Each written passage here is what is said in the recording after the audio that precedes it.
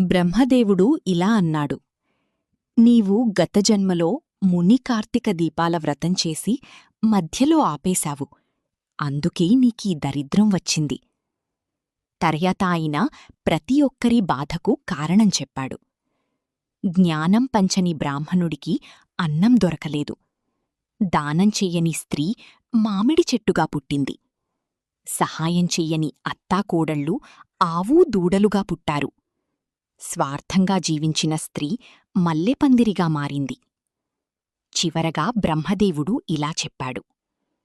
భక్తితో దీపాలు వెలిగించి వ్రతం పూర్తి చేస్తే నీ కష్టాలు తొలగిపోతాయి. బ్రహ్మదేవుడు చెప్పినట్లే ఆమె తిరుగు ప్రయాణంలో అందరికీ సహాయం చేసింది. ఆవుకి గడ్డి వేసింది, మల్లెపూలు కోసుకుంది, మామిడి పండు తింది. బ్రాహ్మణుడికి రామనామంతో అన్నం పెట్టింది.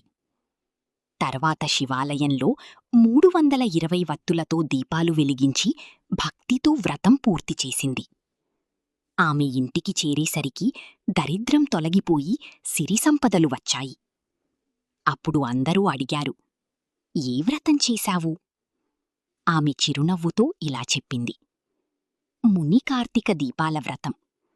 దీపం వెలిగించిన ఫలితం కంటే భక్తితో పలికిన మంచిమాట ఫలితం ఎక్కువ అని బ్రహ్మదేవుడు చెప్పాడు. నీతి: చేసిన వ్రతం మధ్యలో ఆపకూడదు. దానం చెయ్యాలి, జ్ఞానం పంచాలి. భక్తి ఉంటే దైవకృప తప్పకుండా లభిస్తుంది. మీకు ఇంకా ఏమైనా వ్రతాలు కావాలంటే నాకు కామెంట్లో చెప్పండి, చేస్తాను. ఇలాంటి మరెన్నో కథల గురించి మీ ఏన్షియంట్ సిబ్లింగ్స్ సబ్స్క్రైబ్ చేయండి, లైక్ చేయండి, షేర్ చేయండి.